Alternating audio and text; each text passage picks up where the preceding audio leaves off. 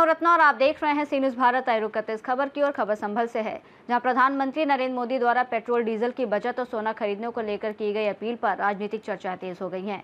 इसी मुद्दे पर भाजपा जिला उपाध्यक्ष सुधीर मल्होत्रा ने सी न्यूज़ भारत संवाददाता राहुल पाठक से बातचीत में कहा कि प्रधानमंत्री ने कहीं भी सोना खरीदना बंद करने की बात नहीं कही है, बल्कि जरूरत के अनुसार ही खरीदारी और अनावश्यक खर्च से बचने का संदेश दिया है।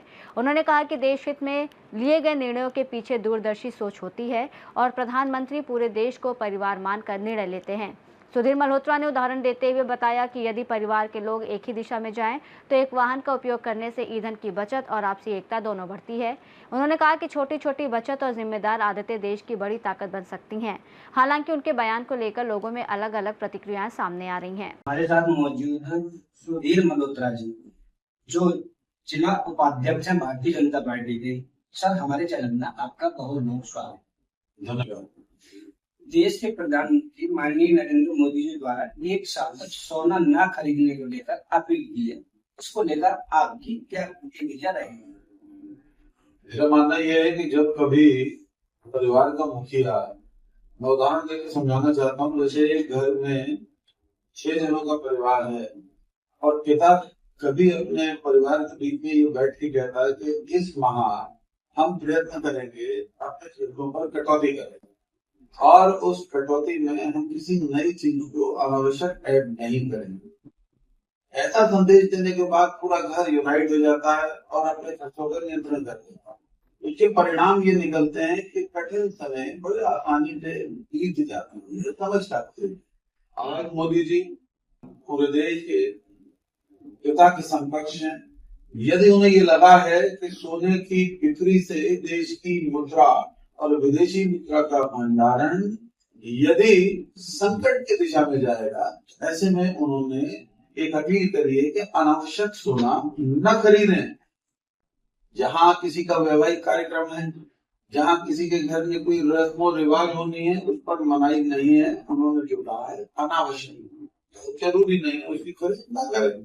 जो जरूरी है उसको आप ले सकते हैं, कोई जरूरत नहीं बात से ले सकते हैं। उसके परिणाम जब हम देखेंगे ओवरऑल पूरे वर्ष भर में, तो हम ये पाएंगे कि जो नियंत्रण वो चाहते थे, देश का भला और न कर भला सो हो भला, तो देश का एक बहुत बड़ा हित सदेगा और विदेशी मुद्रा और बैलेंस और बहुत सारी चीजों पर हमें नियंत्रण देखने को मिलेगा। ऐसा मुझे लगता है और सबको मानना भी चाहिए।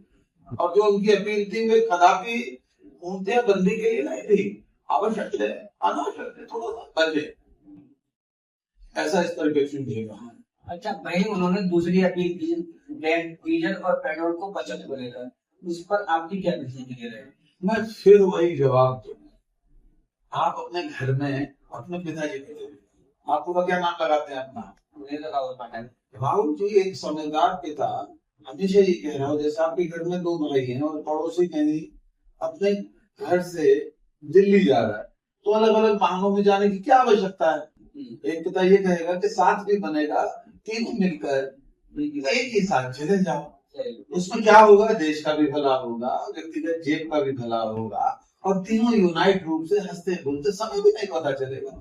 अगर कभी देश में ऐसी अपीलें कोई देश का प्रधानमंत्री करता है, उसको मानना चाहिए। अगर उन्होंने कहा और बहुत से लोग साइकिल से जाने लगे, ई रिक्शा से जाने लगे, निसंदेह ही सुखद परिणाम होंगे।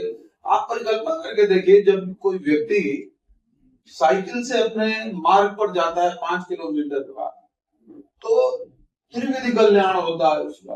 एक तरफ से उसका भला नहीं हो रहा, स्वास्थ्य की दृष्टि से देखिए उसके पूरे पैर चल रहे हैं, ईंधन की बचत और उसके भोजन के पचने की समस्या भी खत्म, शारीरिक श्रम हो गया, धन की भी बचत कर ली और वर्जिश की वर्जिश हो गई।